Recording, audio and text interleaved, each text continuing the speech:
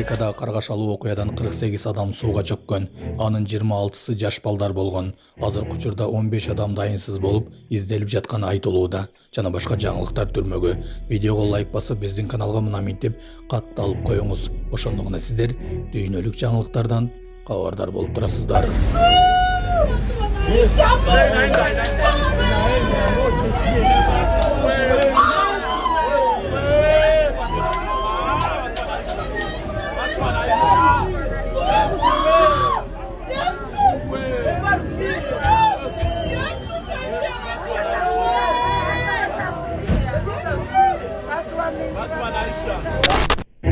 Президент Садыр Жапаров эртең Москвага учат. Президент Садыр Жапаров 7-8 октябрда КМШ мамлекет башчыларынын кеңешинин кезектеги жыйынына катышуу үчүн Москвага барат.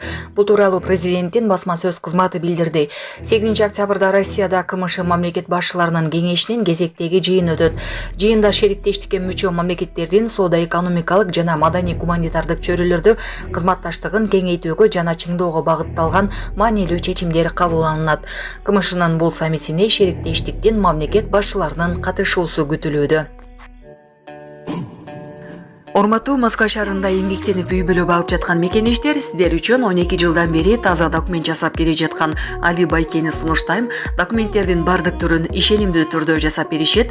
ННН, СНИЛС, медкнижка, справка, период паспорт, ДМС, ОМС, детский полис, медкарта, трудовой договор, проверка регистрация, проверка запрет, проверка черный список. Эгерде срогу бүтүп калса, базадан чыгып кетсе, Сахаровага барган эмес болсо, 3 айга продление кылып беребиз. Bir ayda bir базасын текшерип беришет, базадан чыгып кетсе кайрадан киргизип беребиз. Байланыш номер +7929 541 02 05 номерине кайрылсаңыздар болот.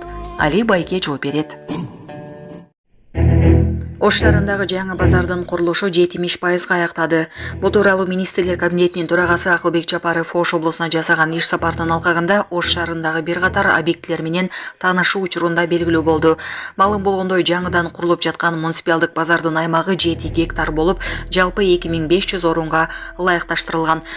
Андан соң Акылбек Жапаров Ош шаарынын Борбордук стадионунда жасалган иштери менен таанышты. Минка башчысына Ош шаарынын Борбордук Сүйүнбаев атындагы стадионунун отуруштарынын үстүн жабуу иштери аяктаганы, стадиондун кире беришине таман таштар төшөлүп, жарыктандыруусу жана чурк аянтчасы, гибриддик футбол талаасы эл аралык талаптарга ылайык келтирилгени туурасында айтып беришти.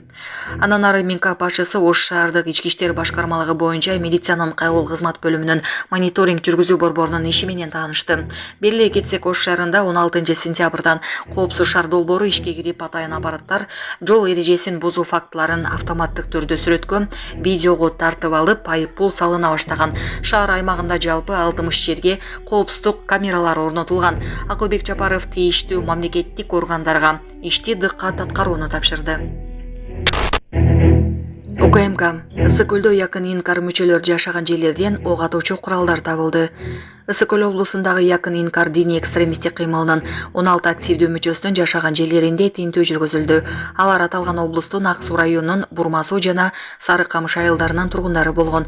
Бул тууралуу УКМК билдирди. Маалыматка ылайык тинтүү иштеринин жыйынтыгында алар жашаган даректерден диний экстремисттик агымына таандык ар кандай диний китептер, диний мүнөздөгү дептерлер, уюлдук телефондор, ошондой эле ок атуучу куралдар табылган.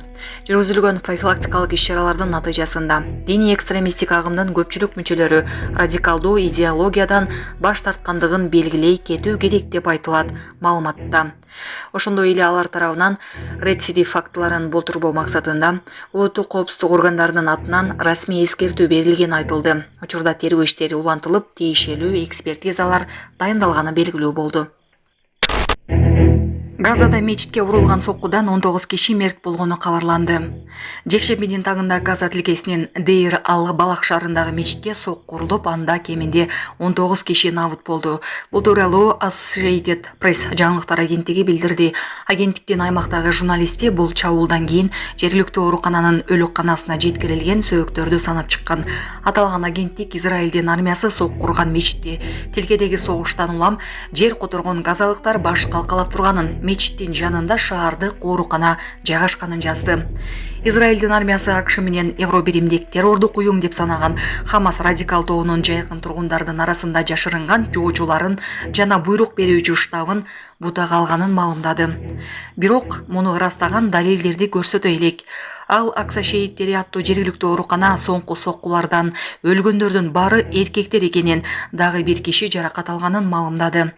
Ал арада Израилдин армиясы Газа тилкесинин түндүгүндөгү Жабайле шаарында жаңы аба чабуулдарын жана жердеги операциясын баштаганын жарыялады. Сахалдын маалыматына ылайык, Израилдин аскердик күчтөрү Жабайляны курчап турат жана согуштук учактар бул шаардагы жоочулардын позицияларына бир нече жолу сокку урду. Жабайле шаарында Газа тилкесиндеги эң чоң качкындар лагери жайгашкан. Былтыр 7 октябрда АКШ жана Евробиримдикте террордук деп жарыяланган Хамас радикал тобу Газа тилкесинен Израилге кол салып бир күндө 1200 кишини өлтүргөн жана 251 кишини барымтага алып кеткен. Кийин алардын айрымдары бошотулуп, кээ бирлери каза болгон. Дагы ондогон адамдар Хамастын барымтасында кала берүүдө. Израиль бул кандуу окуядан кийин Газа тилкесине чабуулун баштаган. Андан бери Газадагы саламаттыкты сактоо мекемесинин маалыматына ылайык, тилкеде 41 миңден ашуун адамдын өмүрү кыйылды. Соңку апталарда Израиль армиясы Газадан тышкары Ливан менен Йемендеги Иран колдогон жоочуларга да сокку уруп жатат.